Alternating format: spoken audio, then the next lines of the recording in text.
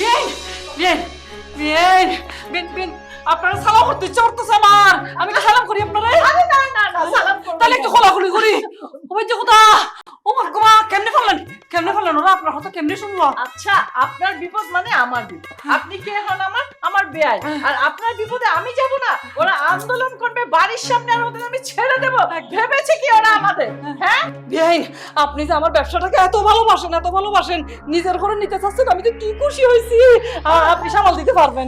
আল্লাহ, আপনাকে আমি ভালোবাসবো না? আপনি আমার বেয়াই বলে কথা।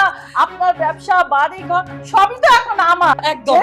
আপনি কাজ করেন, এখন আপনার ব্যবসাটা না কিছুদিনের জন্য আমাকে দিয়ে দেন। এ আল্লাহ, কি বলেন? আমার ব্যবসা আপনাকে দিয়ে দেবো মানে? হ্যাঁ, আপনার যে ঝামেলা হচ্ছে, আন্দোলন হচ্ছে, আমি সব মিটমাট করে দেবো। আপনি তো এগুলো সামলাতে পারবেন না। আমি কতদিন ব্যবহার করে আপনার ব্যবসা মানে ঠিক মতো চালিয়ে এই জন্য আবার আপনার ব্যবসা আপনাকে আমি ফেরত দিয়ে দিব। ও তার মানে আমি কিছুদিনের জন্য আমার ব্যবসাটা আপনাকে দিয়ে দেবো। তারপর ব্যবসাটা সব আন্দোলন কমে গেলে ওই যে ওই যে তামিলি ক্রিমের বিরুদ্ধে যারা আন্দোলন করলো ওই সব মিটমাট হয়ে গেলে আমার ব্যবসা আবার আপনি আমাকে দিয়ে দেবেন। এই জন্য আপনাকে আমার এত ভালো লাগে। এত বুদ্ধি নিয়ে আপনি ঘুমান কি করে বিয়াই? আমি যখন ওই চেয়ারে বসবো, ওরা তো ভাববে চামেলি বেগম। যেই এসে দেখবে রিনা খান বসে আছে চেয়ারে, তখনই ওদের একেবারে অবস্থা খারাপ হবে।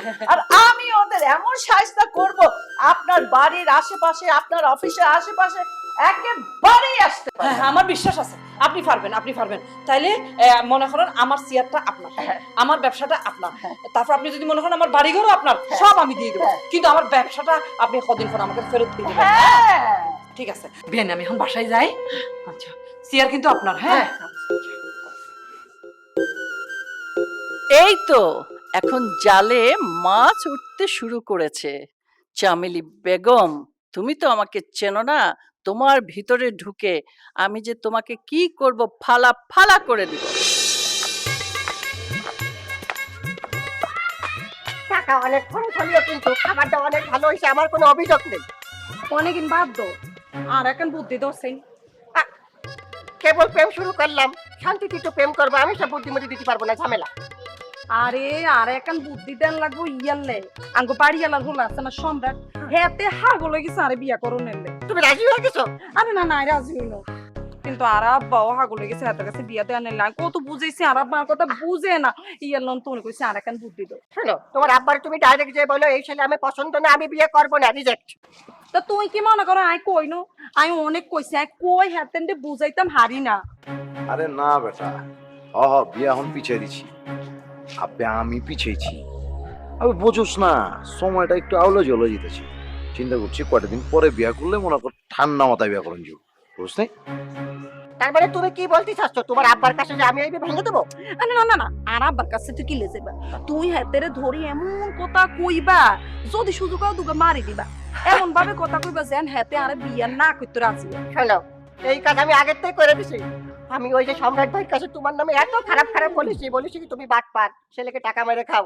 আমার মনে হয় না সম্রাট ভাই তোমার আর বিয়ে করবে, এতক্ষণ তো সে নিজেই বিয়ে ভেঙে দিয়েছে। কি কো? তুমি আগে ঘটনা ঘটাই দিছো। আচ্ছা উনো, অন মেলা সময় হয়ে গেছে, অনাই বাসা চলে যা। আরে না না, এই মাত্রই তো আসলে, খাওয়া দাওয়া করলাম, এখন অনেক ঘুরবো, সব জায়গায় ঘুরবো এখন। আরে ঘুরতে হবে না, অনেক ঘুরছি, বাসা দেখলে অনেক ঘুরবো। আর আব্বা মারে নিলে সন্দেহ করানো শুরু করছে। তাহলে তুমি তাড়াতাড়ি বাসায় যাও, তাড়াতাড়ি বাসায় যাও। সন্ধ্যের ভিতর থাকা যাবে না, আমাকে মেলা দিন ধরে প্রেম করতে হবে। যাও। ঠিক আছে তাহলে যাই, তুই থাও। আচ্ছা ঠিক আছে, দেখে শুনে যাও। Tata, I love you.